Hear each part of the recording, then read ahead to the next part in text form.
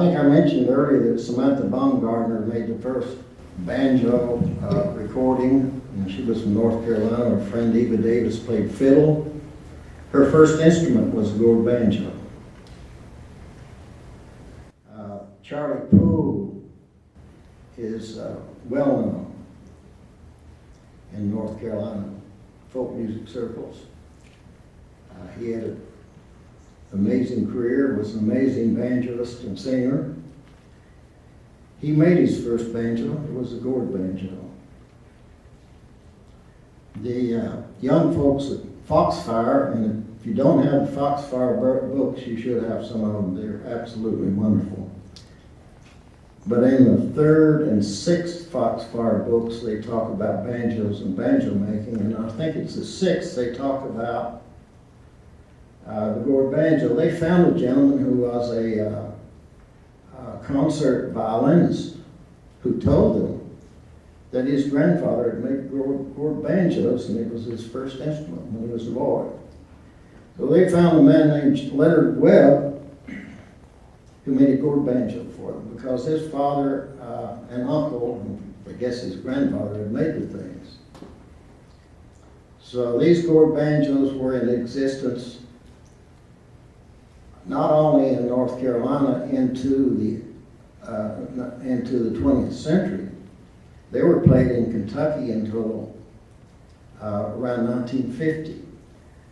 I had a friend who's no longer with us named Larry Bear. He grew up on Grapevine Creek in near Hazard, Kentucky, in southeast Kentucky. He loved music. He didn't play anything, but he collected music all of his life. He lived in North Carolina for years. But in 1946, at a square dance at a school on a place called Mudlick Branch off Grapevine Creek in Perry County, the guy that played for the square dance was playing a gourd banjo. I had a friend in Florida who pioneered bluegrass music around Orlando, Florida. He played at Disney for years. One of the finest musicians I ever knew. He said when he was a boy, he saw a gourd banjo, didn't think anything about it, because most of the banjos he saw were old gourd banjos, or old homemade banjos, you know. Over in Arkansas, there was a gentleman named Uncle Anderson who lived apparently a long time, because he's quoted in Goodspeed's History of North Carolina, as well as the Centennial newspaper in 1928 in Fayetteville, Arkansas. Northwest Arkansas was opened up for settlement in 1828 because of a treaty with the Indians. And this old gentleman said their diversion was dancing to a gourd banjo and a gourd fiddle. And he named some of the tunes. In Kentucky, we were dancing to the banjo before the Civil War in all sections of the state. I document that. So it's hardly possible for the banjo to slowly wend its way into the mountains after the Civil War, when it was there earlier in a lot of different places. Now, the gourd banjo evolved in North Carolina into a different banjo, and I'm going to put this down and try to use another microphone here to show this banjo to you. Okay, I hope this is working. Let's walk over here. Gourd banjos, as I said, were played all over the mountains and just sort of forgotten about. But this particular banjo was made by a gentleman in North Carolina named Leonard Glenn. I also had a banjo made by his son, Clifford Glenn. This banjo is a durable copy of a gourd banjo. And Stanley Hicks, a North Carolinian, said his grandfather got the pattern from a banjo from a man from Wilkes County around the time of the Civil War. Now, a lot of these folk banjos or homemade banjos are featured in a museum here in Knoxville, Kentucky, place called North Tennessee, Museum of Appalachia. They found most of these in upper and East Tennessee, where a lot of mixed race people were living. But these earlier versions of this had tacked on heads. And these banjos, I have a collection of them, are found in western North Carolina, southwest Virginia, and eastern Tennessee. And this is a copy of a gourd banjo. It's not a copy of a manufactured banjo, because at the time these were first made, the manufactured banjos looked something like this. William Boucher Jr., the first fellow that manufactured them in volume. There were other manufacturers, but on a small scale, and we don't know much about any of them. But this banjo, that he just took a drum body and that was his first version. He changed it fairly quickly. Had several different versions. But this is a banjo from that era, maybe 1850s, 1860s, 14-inch head. It's a wonderful banjo, and come up and inspect these when this is over if you like. This is the banjo from the minstrel era. It's got homemade hardware on it. It's got red paint. It's got the scoop down here. The scoop was there because the early banjos had tack heads. They didn't have this tensioning system with the brackets. So the scoop allowed them to tack the head all around. Well, you'll see banjos today with scoop, but it's something entirely different. I'll tell you about this later. A friend around here who's played bluegrass, and a good friend of mine, he was a good musician. He's having some health problems now, but he took me to see a fellow west of Canton who had seen one of these banjos, and the fellow wouldn't sell it to him. And the fellow said, well, you're handy, just make your own. He did. He had 3 of them. I thought 2. He had a really fancy banjo from 1890s, like one of these, sort of like one of these, not this made. But he didn't play that. He preferred playing that banjo he made like this. He made his own, like people have been doing in these mountains for 200 years or more. Now, over in southeast Kentucky, I've never seen a mountain banjo this time. Over in southeast Kentucky, I see octagonal banjos, or hexagonal, and a few are just square. They got tacked on heads. This one was particularly fancy. There was the Antiques Roadshow was in Charleston, South Carolina, and a lady brought in one of these. The one she brought in had the original wooden tailpiece and the original wooden twist tuners. Someone added these on this one. And you can see that appraisal. The appraiser looked at it and played it a little bit. A wonderful instrument worth $4,000 to $6,000. Well, these people in a music store in Pikeville, Kentucky, bought a collection of instruments. This was in it. And they saw the video and they tried to sell it for a year or 2 and couldn't. I bought it for $650, which I thought was great. It was really great. Now, this is not a copy of a manufactured banjo. This is. A friend of mine found this in Cookeville, Tennessee, 40 years ago.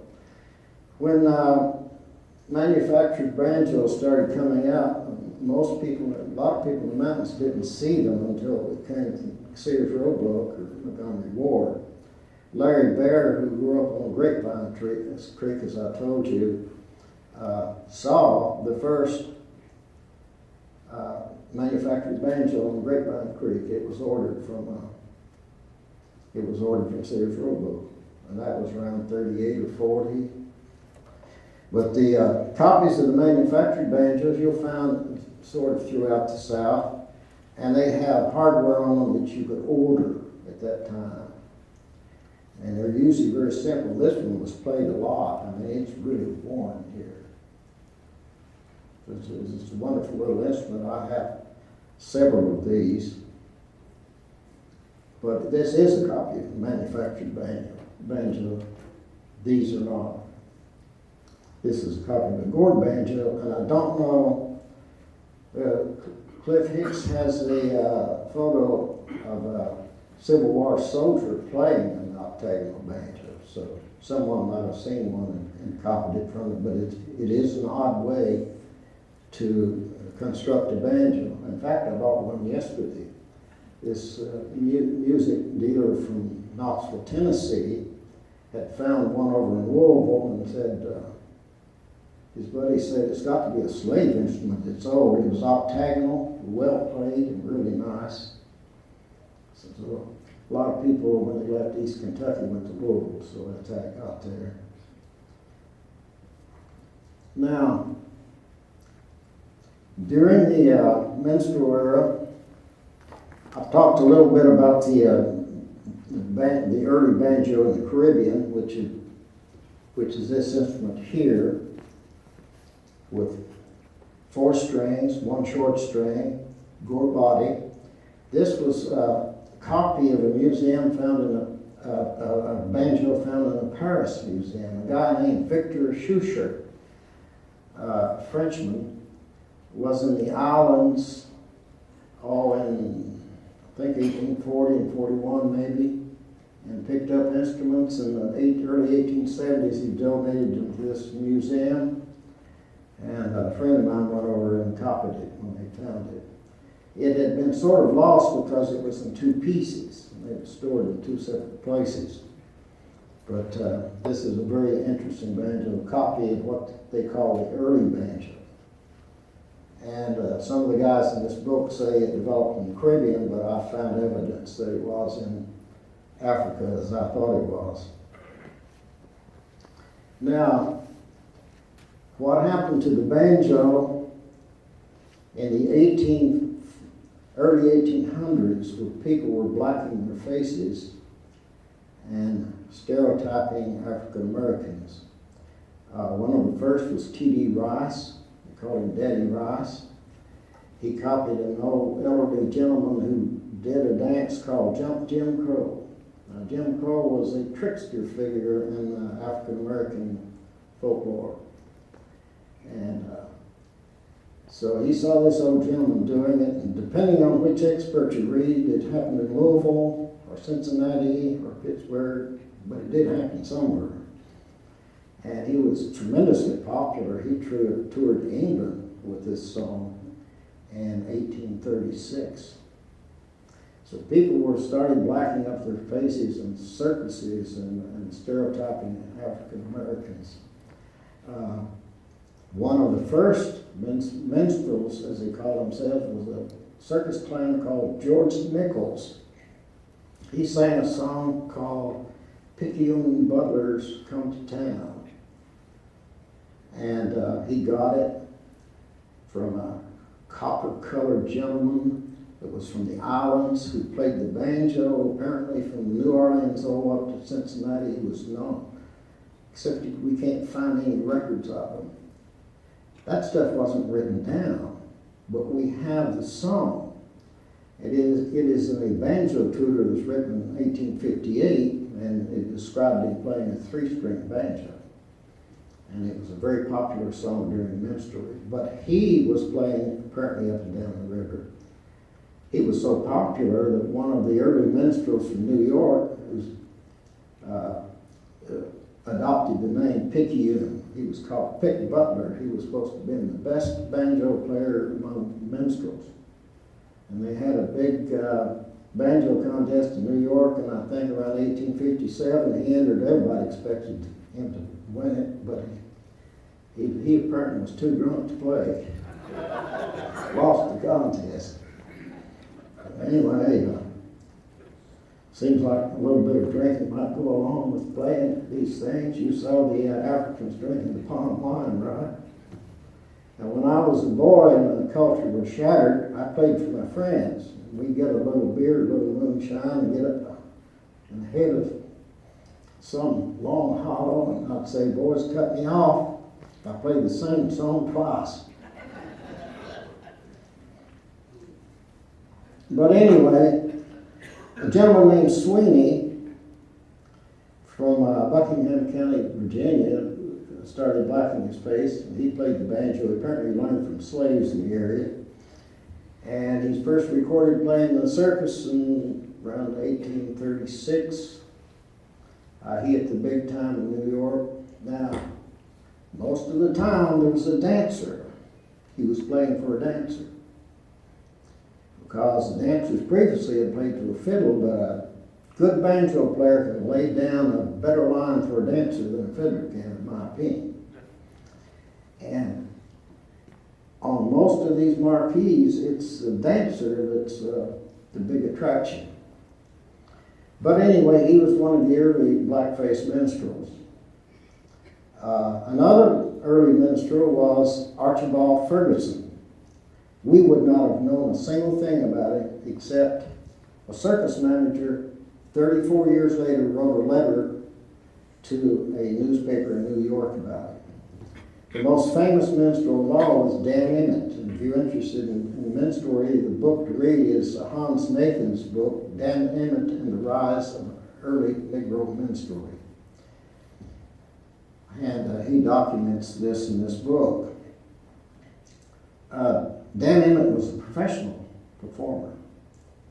He was playing in the orchestra of the circus in Southwest Virginia, I guess around Abington, Virginia. And Dan Emmett ran up to the circus manager and said, "I found a man that would play banjo." The circus manager said, "I'm not going to hire somebody for this circus just to play banjo." And Dan Emmett talked to the guy and he ran back and he said, "Not only would he play banjo, but he'll be a roustabout. He'll help take everything up, do old heavy work." Well, the circus manager said he went through the Cumberland Gap, went up through, I guess, Lexington, Kentucky, over to Louisville. And the biggest draw was Archibald Ferguson and Frank Brower. He was a dancer. And it was a real big draw. And during that 3-month period, Dan Emmett learned to play banjo. He was a banjo and fiddle player, and he had 40 or 50 years in minstrelsy. Now, during that period of time, he got certainly most of the repertoire of Archibald Ferguson. But what you will see in all these minstrel things is that Emmett's got all this big library of black songs. And where did he get it from? No one's ever did a study of that. Archibald Ferguson was white. He was a mountaineer. And a very derogatory description of him from that circus manager. But anyway, I've heard people say, the banjo came to the mountains after the Civil War, and they play all those minstrel tunes in the mountains. Of course they do. They were in the folk arena before they were adopted by the minstrels. Now, I had one of the preeminent banjo historians who calls me a banjo researcher, and I'm glad to be called a researcher. He said if someone found a white man playing banjo before Sweeney, he might change his mind about things. Well, lo and behold, down in Texas, and this is only remembered because the man became an eminent jurist in Texas. He ended up on the Texas Supreme Court. His name was Robert Williamson. He was from Georgia originally. He had some sort of affliction when he was a child, and his leg had grown up like that, so he rode a peg leg from there down. Between 1828 and 1831, in this town in Texas, where there were virtually no women, the men got together to entertain one another, and he entertained his friends by playing his banjo, singing, dancing, and patting juba. Now, patting juba, is the body patting that came from African Americans. He was born 6 years before Sweeney and was recorded playing banjo before Sweeney. Now, to get back to Sweeney, in the late 1800s, the banjo was being sold to the elite in Boston, New York, all over. And it became very popular among people of wealth. I think one of the King of England took lessons from someone. But anyway, this is what happened with this banjo, which the northern minstrels got from southern people, black and white. By the 1850s, almost all the people playing this banjo were professional northern minstrels. And there must be something about the southern banjo that drives people from outside the culture to distraction, because they play it, everybody plays it differently. They pick up, they pick down, sometimes they mix both up, just all sorts of different styles. Well, a man named Frank Converse straightened that out with the help of some other people, because they wrote banjo music in European music notation. They wrote the old downstroke style, like they were playing on the economy in European music. That restricts, that takes a lot of the dynamics out of the playing and makes it predictable. They called it early on banjo style and stroke style. Then he reduced the finger picking styles to what he called the guitar styles and wrote music for that. They played all up and down the fingerboard, 3 fingers. A lot of music was written for it. And by the 1890s, all colleges had glee clubs with banjo clubs playing guitar-style banjo. But they were selling this instrument to the elite, and it had to be divorced from its African origins. So Sweeney invented the banjo. That's what they came up with. He added the 5th string. Well, obviously he didn't. When people found out about this painting, they saw the short string was always there. So then they reverted to, well, he must have added the longer string.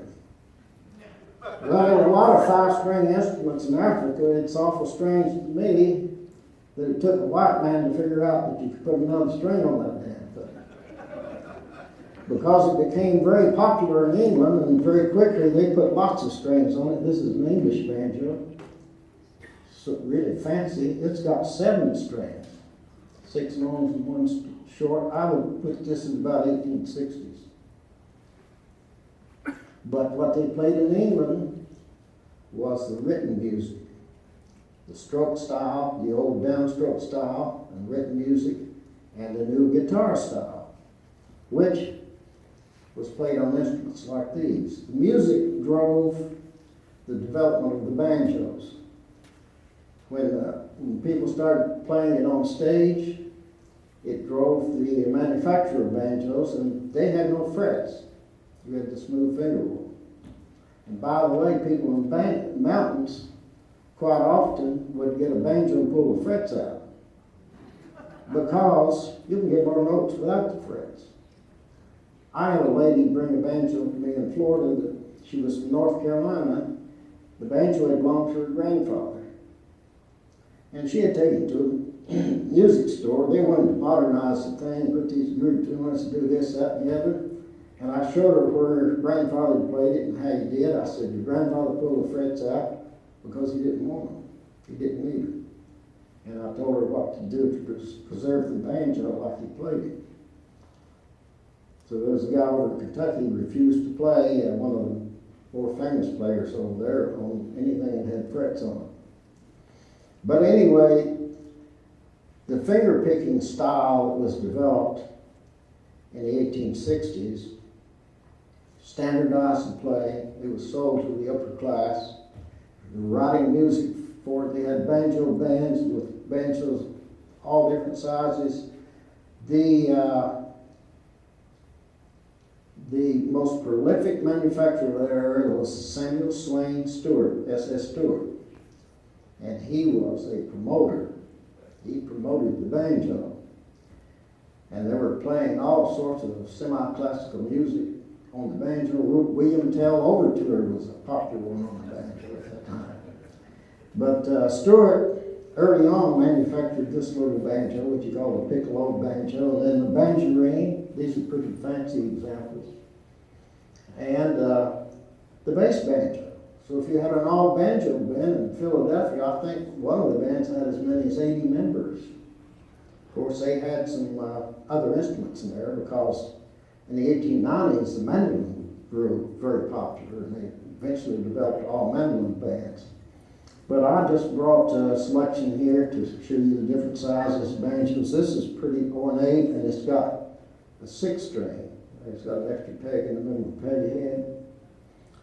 And at this time, they were making guitar band. This is a guitar. It just happens to have a banjo rim. That way, people who played guitar could, because the banjo was really popular at that time, they could be seen playing a guitar. I mean, playing a banjo. The same thing happened going into the 20th century. The mandolin was so popular, they started building these little mandolin banjos. They had a banjo rim with a mandolin deck on it. They were irritating and loud. And finally, they figured out they didn't need those 4 pairs of double strings. They could just drop one. So they called it the melody banjo or the tango banjo because the tango dance had come in from South America, and at that time the banjos all had gut strings, and it was hard to hear if you had a band, especially if there were a horn or two in it. But if you took a pick and played that 4-string banjo, you could hear that thing. It eventually evolved into the tenor banjo of the 20s, which was enormously popular, but after the crash in 29, the guitar grew in popularity, so the banjo people were left out. They built guitars with plectrum, 4-string plectrum necks and banjo and tenor necks. The plectrum neck was the same length as the 5-string neck, except it only had 4 short strings and you played with a pick. And by the way, in Africa, there were a lot of 2-3 string instruments that were played with pick, and their favorite pick was rhinoceros hide. There's quite a few of them. Now, all the instruments that were made in colonial America and in the islands, I assume, were not early banjos. Now, people have done a lot of contortions to describe this as an early banjo. This guy named Sir Hans Sloane was in Jamaica, I believe, sometime in the 1700s. He left sketches of this instrument. And my friend of mine in California named Bob Thornburg, that makes instruments, made this for me and gave it to me. Because I had a banjo history exhibit at a museum in Renfrew Valley for several years. But it's got interesting diagrams on it, and only 2 strings, and these people are trying to figure out where the 5th string was and all that. Of Jagfor's was in Ghana. They showed a picture of this to an ethnic group in Ghana. They said, yeah, that's the stuff type of art that we did on instruments. And by the way, they had a 2-string instrument they played. So when enslaved people got here and they made instruments from memory, they probably made the first instrument they made was the one they were most acquainted with. Anybody have any questions? I think it's a good time for me to answer a question for you. Yes, sir. This banjo you have here by Leonard Lane, Yes. you know Jim Bowman? Yes, I know Jim Bowles. Jim Bowman's got a banjo that looks just like that. It was Is that right? I haven't talked to Jim about that. No, I have not. I mean, you know, so those banjos were, you know, they were all throughout life. They were just in. Well, they're mostly found in southwestern Virginia, western North Carolina, and eastern Tennessee. Well, you might have found 1 or 2 elsewhere. I'm sure you did. But where they were generally found is where I told you. I mean, the banjo was played all over. Oh, it was, yes, definitely. Cowboys played banjo before they played guitars. Oh, yes, the banjo went west. It did. And the other thing about the banjo is there were a lot of women playing banjo. I have oil painting of Miss Patty Rosa. It's almost life-size, just beautiful. She's holding what looks like a Chicago banjo, and she toured. She was born in 1860, and this painting was done in 1887. And she toured and played in towns all over the Midwest, West. So you had ladies touring and playing banjo at that time. And I assume that most of them were playing the finger style banjos that had frets. Anybody else have any questions? What were the African banjo strings made of? Early on, they made them out of some sort of stuff, material they got out of a plant. But in recent years, they make them out of fishing line. And of course, they tune them by just pulling the strap that they're tied to on the neck. So when did the gut come into play? Gut strings? Gut strings were used early on for fiddles. So an interesting citation I have from Kentucky is Dr. Daniel Drake. His family immigrated to around Maysville, Kentucky. It was called Limestone then. It was on the Ohio River from New Jersey. Sort of an upscale family. He studied to become a doctor, but he grew up in the 1790s in northern Kentucky. And he wrote a series of letters to his daughter to record for them his boyhood. And he had a neighbor he called Mr. Rector. Mr. Rector's favorite pursuit was deer hunting. And one of the things he did with the deer, according to Dr. Drake, was make fiddle strings for the banjo. Of course, Dr. Drake doesn't seem surprised that in the 1890s his neighbor was making fiddle strings for the banjo, but he at great length described this man as uncouth, low down. The banjo has been scorned by the elites from colonial America to this day. I had a relative married who played banjo in Letcher County, Kentucky. He learned in the 20s because he wanted someone to have a banjo at a dance. And one of his neighbors said one day, "Why are you carrying that damned ignorant stick? You ought to be carrying a hoe." Dr. Marion Mayo wrote some of the liner notes for Rufus Crisp recording that's in the Smithsonian Folkways. And he said at election times, people would play the banjo and dance jigs, but classy people did not do that. And a citation that's been thoroughly ignored is Jonathan Bosher from the Revolutionary War, or before the Revolutionary War. He was a tutor. I think he taught one of George Washington's nephews. But he fled to England at the advent of the Revolutionary War, and he wanted to add American terms to the dictionary. And he wrote a description of the bandora. Now, quite often when the English or someone saw this instrument, they'd say it was like our bandora, but the bandora was a neck lute, sort of like a guitar. A guitar is a neck lute.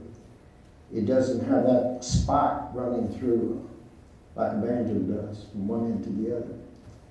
And the neck lute had 3 or 4, 5 or 6 courses of strings. I don't know how many. But he said, he described the banjo, described it as a gourd, and he said, it is played by the lower class people. And then, a sentence or two later, he wanted to say, and in Virginia and Maryland, it is about the only instrument played among the slaves. He made 2 statements about it. The first statement's been ignored, but it's there. So I figure that the mixed race people they created a Creole music. It was music from Africans and music from Anglo-Americans, and it mixed. And they shared it with their neighbors on the frontier. Young people danced to the banjo as they moved west. That's my take on it. Any further questions? Yes, ma'am. Would you show me the difference between clawhammer and another way of playing? Well, clawhammer is a modern term for the old downstroke style. It's interesting you brought that up because I have an essay written that I'll publish probably sometime next year about banjo terminology. Clawhammer was originally used to describe three-finger picking, not the downstroke style. Okay? My good friend Stuart Jameson attended the square dances around 1940 in New York that Margot Mayo had, along with Pete Seeger. He designed the bridge on Pete Seeger's banjo. He grew up in China until he was 9 years old. His grandfather was from a rural area in Tennessee. He played three-finger banjo, picking with the fingers like that, not downstroke. And his grandfather called his style clawhammer. Now, if you curl your hand like you have to do when you're playing the downstroke style, does that look like a clawhammer? It doesn't. But if you set your fingers on the head of a banjo and you're playing this way, clawhammer was spread by revival musicians after about 1965. Clawhammer fairly neither were heard in East Kentucky. And Stuart Jameson, my friend, said it wasn't a common in the South, and he called Fairly in the city being a term. The term for that style of playing in Kentucky was overhand, and it has pre-Civil War provenance. It was used by all families who had a history of banjo playing in the family. It's an elegant term. Overhand, you played overhand. Did I explain the difference between finger I was picking? hoping you would pick up a banjo and actually. Oh. My uncle played it. I didn't get to see him play. That was maybe in the 50s, 40s. I've got to turn this thing off. By the way, Pete Seeger in all his books said clawhammer is scrub picking.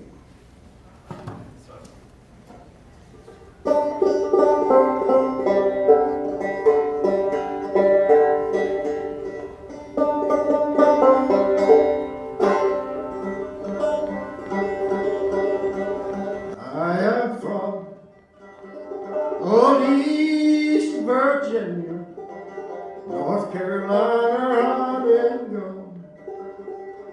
There I met a fair young maiden, Lord, her name may Johnny Monroe.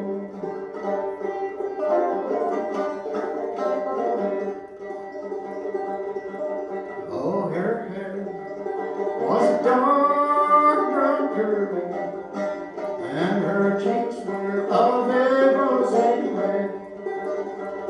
On her breast she wore white ribbon, and I'd love to wear her hair. On her feet she wore little slippers, in her hair she wore a bow. How I love that fair young maiden, no one shall ever know. I'd rather be in some dark hole where the sun don't ever shine, and to see you with some other, and to know you'll never be mine. I am from old East Virginia, North Carolina, I did go.